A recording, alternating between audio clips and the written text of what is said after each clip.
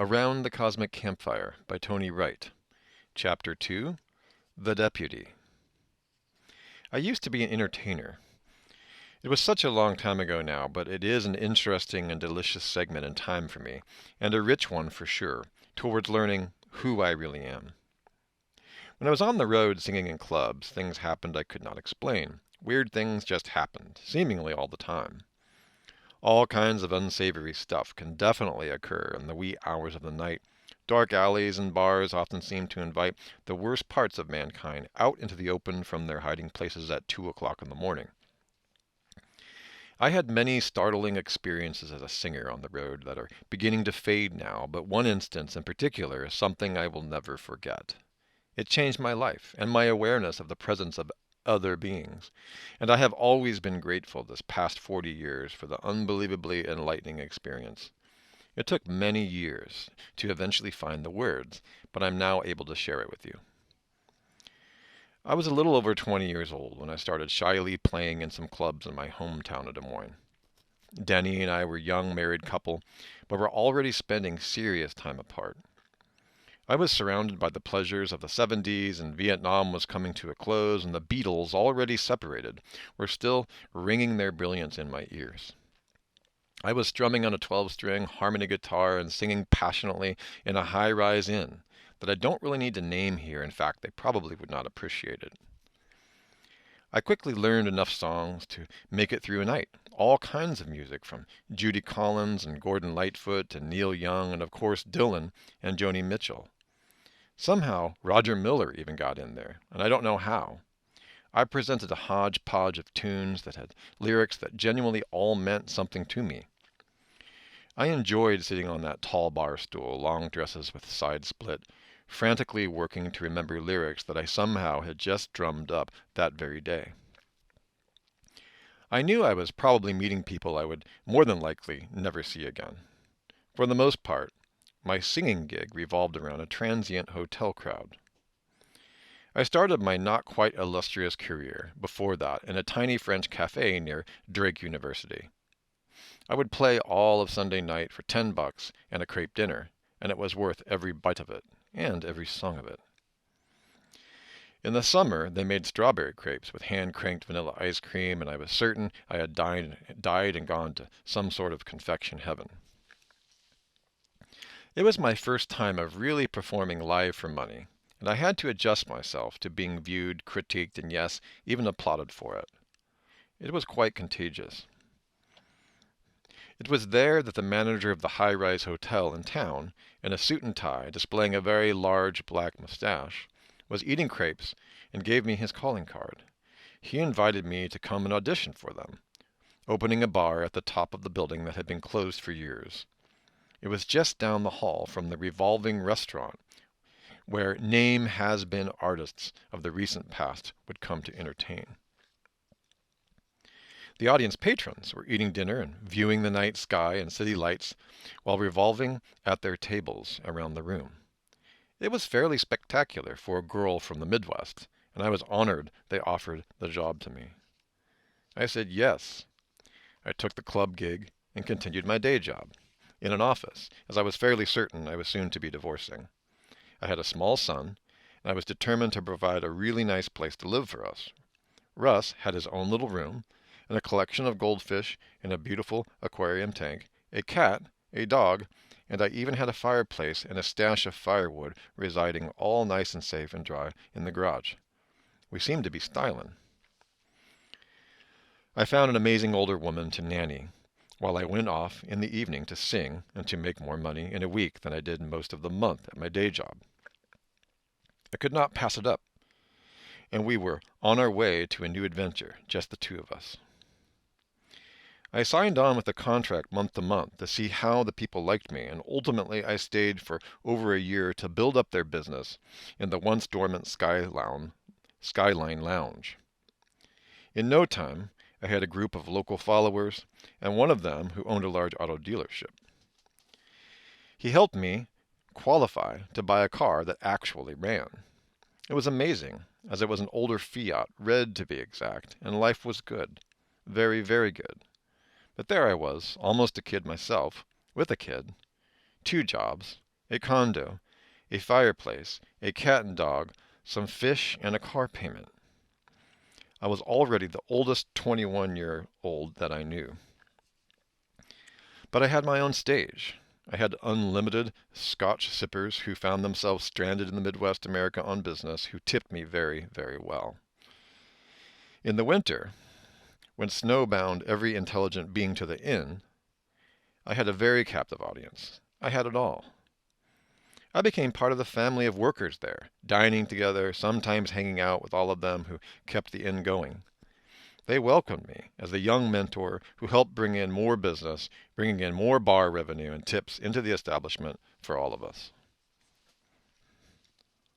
On my breaks, I used to slip quietly into the big entertainment room, where the revolving restaurant was, cleverly going around the starscape.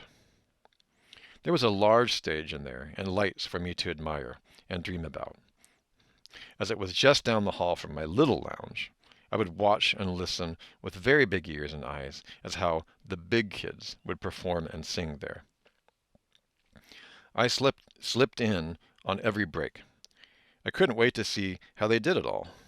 They were people who had once had major hits or a series of hits on major record labels in the 50s, 60s, and early 70s. I somehow, in time, became a bit of a goodwill ambassador to the road performers who would find themselves exiled by contract to this Middle America part of the world. They were sometimes exiled there for a painfully uneventful period of time. I often would take them shopping or show them the limited sights of my sweet hometown. I shared some time with Ink Spots, Maureen McGovern, Johnny Tiltson. I rode elevators with Leslie Gore, Billy Joe Royal, and became acquainted with Randy Sparks of the New Christie Minstrels, then renamed the Back Porch Majority, also with Bobby Riddell, just to name a few.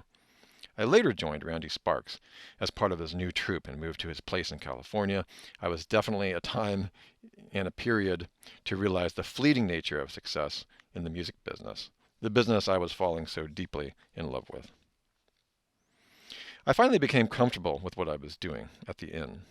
My son was tucked safely at home, asleep with his wonderful sitter with flaming red hair named Pinky.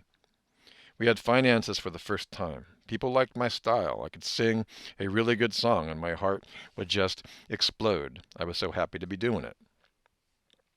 I sang at the inn every night except for Sunday and Monday.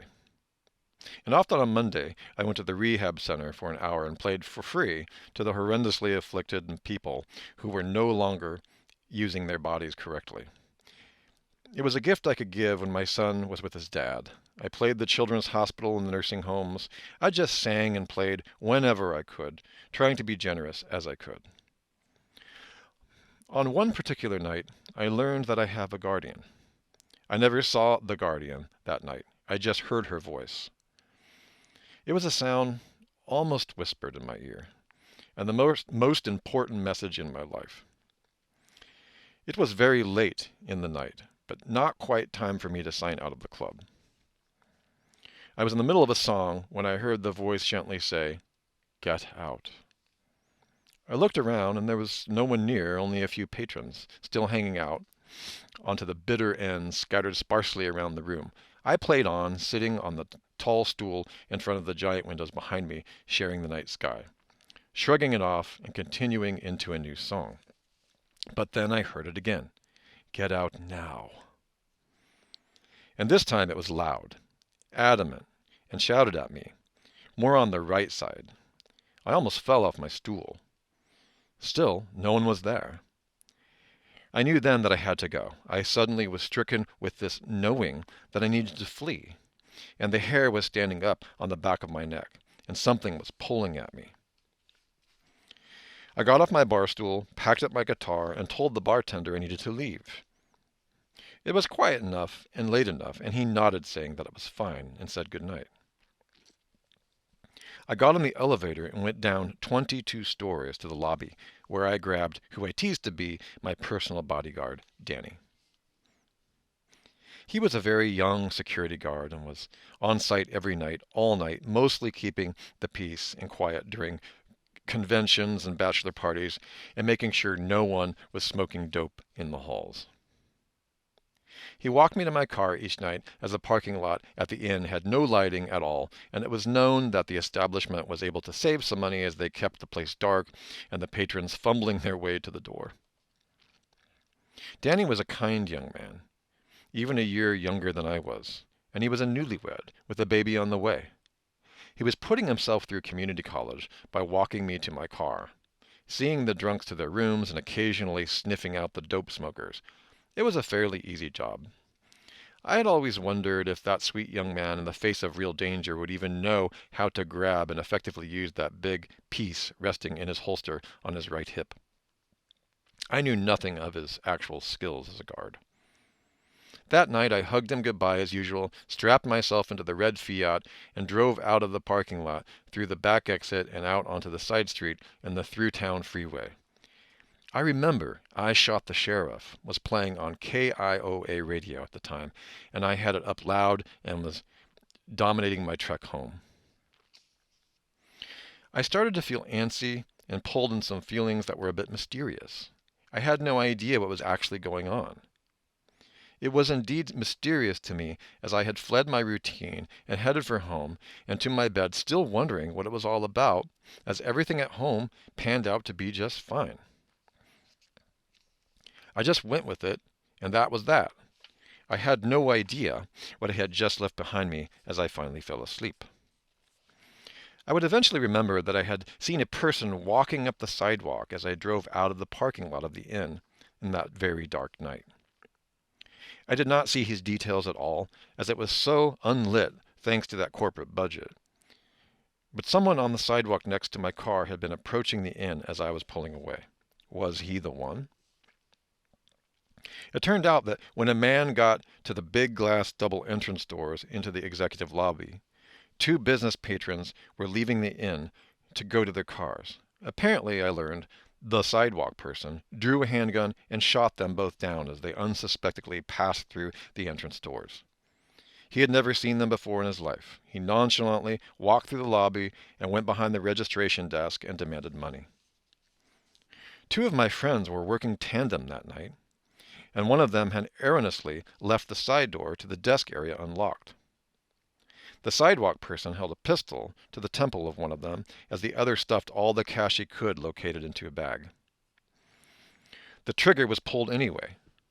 No one can even figure out why, but suddenly the compliant young clerk was executed without notice or reason. His work partner was shot next, and in the head as well. Our dearest night guard, Danny, was helping to close the lounge in the area next to the lobby, and the piano bar was still in action. It was full of people, and the music and drinks were still flying. When he heard what he believed to be firecrackers in the lobby, he ran out into the open and was shot by the sidewalk person on the rampage, and Danny was hit directly in the chest. But the young guard dragged himself across the lobby with a bullet-severed aorta and managed to yank the lobby phone down off the desk as he called the bartender in the next room to warn them to stay in hiding back there. That sweet young hero promptly and sadly died where he was. The sidewalk person ran out into the night. He had the money bag containing $61. $61. He was never found. There was a handful of bodies everywhere, and blood staining the entire decor masterpiece lobby of the fanciest inn in the state. There was bedlam. I swear there must have been pre-bedlam vibes that alarmed my guardian, who then beckoned me to be gone quietly and safely only a short time earlier. I felt her tug at me, and I heard the voice say, "Get out now." I finally listened. None of it made sense, but I knew I must go.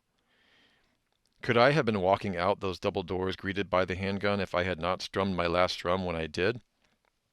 I had no idea what it all meant, or that there was a need to warn anyone else of impending doom. I just knew I had to go, and so I did. If I would not have trusted the sound that came from within my own head, through my own vibrant divine radio station's antenna, I might have been caught dead in my shimmery low-neck dress made by my mom and the wonderful tan that I worked so hard to get. My son would not have me now, and my daughter would never have been born, and I would not be here to teach others about listening to the angel voice within. The next morning, my telephone started to ring early. People were wondering if I was all right. And that was the first I had heard of the tragedy when they called, and the loss of our friends. I almost fell down when I heard the news. I was sickened. I was frightened after the fact, feeling lost, confused, and most of all, feeling incredibly grateful. I cried tears of deep soul sadness and those of complete and utter gratitude. After processing it for some time, I swore I would for certain never disregard the messages of my guardian if I ever heard her again. Since then, I have been told by my divine guides that everyone has a guardian. We just have to learn to turn our radio dial to that station within and keep our antennas open for signals. Incoming messages are always abound. How do we tune in? We just have to know that we can. Then we simply get quiet and request it. Decades later, I don't wear Mae West type dresses anymore. I don't focus myself on how tan I need to get or on smoothing out my stockings to accentuate a well-turned ankle for the big lug at the front table. It's been years now since I played a club. I don't think any more about the man who got away because not one single witness was left on the premise to identify his apparently drug-induced state of mind and body. But I had to stop thinking about the lives of my friends that were worth so much more than $61. Sooner or later, we have to stop thinking of the past events that no one can possibly change. I wrote a song for my friend Danny and recorded it. It was called Isn't Life Worth More Than Just $61? The Inn promptly demanded it be removed from the local radio station, and so it goes.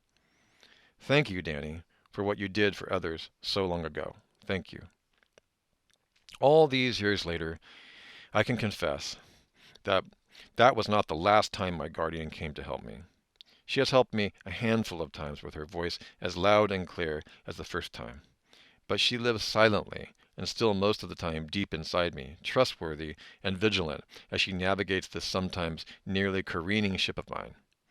She keeps me out of dangerous waters and away from jagged shorelines.